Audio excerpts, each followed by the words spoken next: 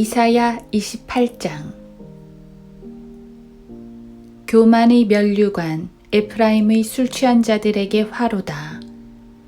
그의 영광스러운 아름다움은 시들어지는 꽃이요 그 면류관은 포도주로 만취된 자들의 기름진 골짜기의 머리 위에 있도다.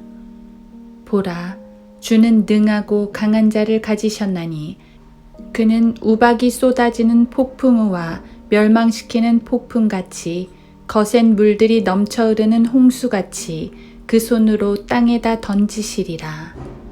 교만의 면류관 에프라임의 술 취한 자들은 발밑에 밟힐 것이며 기름진 골짜기의 머리 위에 있는 영광스러운 아름다움은 여름이 되기 전의 성급한 과일같이 시들어지는 꽃이 되리니 그것을 쳐다보는 자가 볼 때 아직 그의 손에 있는 동안에 먹어버리리로다.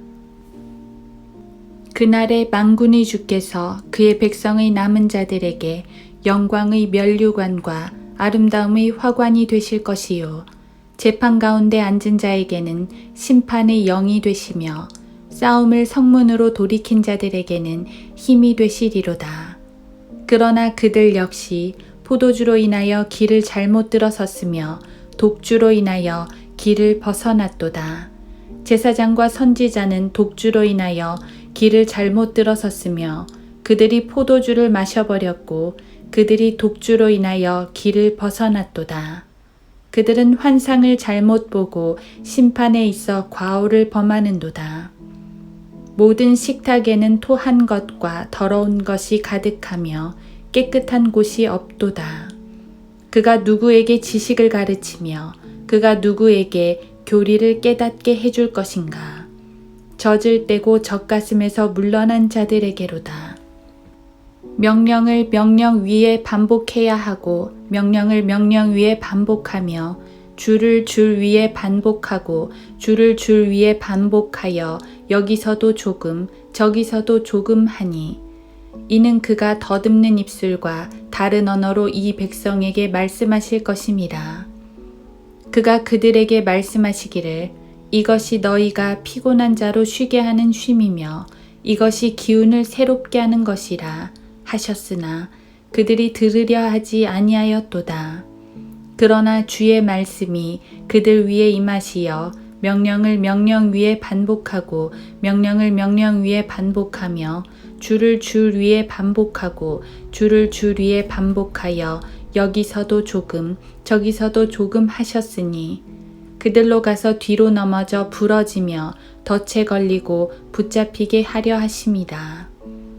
그러므로 예루살렘에 있는 이 백성을 치리하는 너희 경멸하는 자들아 주의 말씀을 들으라. 너희가 말하기를 우리가 사망과 더불어 언약을 맺었고 우리가 지옥과 더불어 합의하였도다. 넘치는 재앙이 지나갈지라도 우리에게 임하지 못하리니 이는 우리가 거짓을 우리의 피난처로 삼았고 허위 아래 우리가 우리 자신을 숨겼음이라 하였도다. 그러므로 주 하나님이 이같이 말하노라.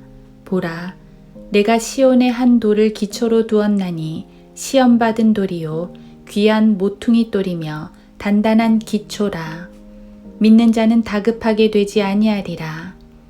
나는 또한 공의로 줄을 삼고 의로 추를 삼으니 우박이 거짓말의 피난처를 쓸어버리며 물들이 그 은신처에 넘쳐 흐르리라.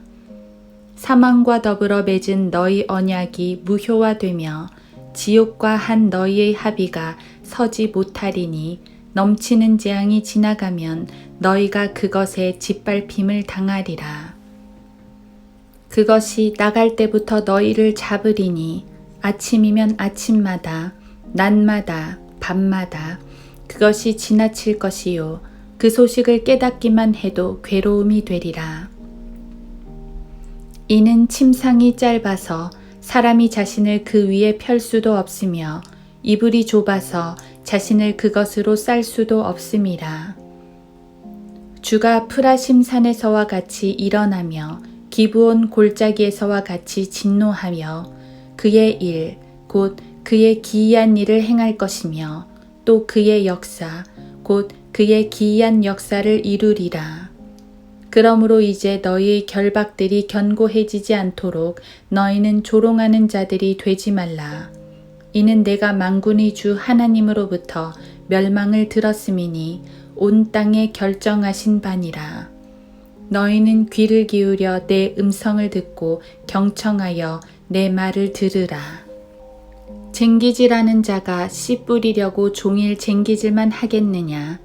그가 땅을 갈아 흙덩이들을 깨기만 하겠느냐?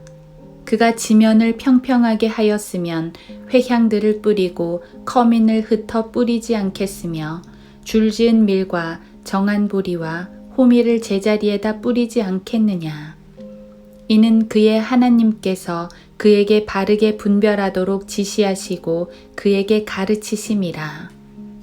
회향은 타작하는 도구로 타작하지 않으며 커민 위에 수레바퀴를 굴리지 아니하니 회향은 막대기로 떨고 커민은 몽둥이로 떨며 빵 만드는 곡식은 부수나니 이는 그가 늘 타작만 하지는 않을 것이요 그것을 수레바퀴로 부수지 아니하며 기병들로도 그것을 부수지 않음이라.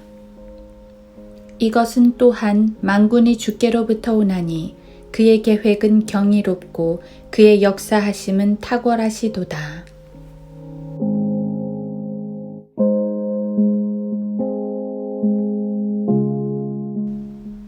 하루 한 장 이사야 28장.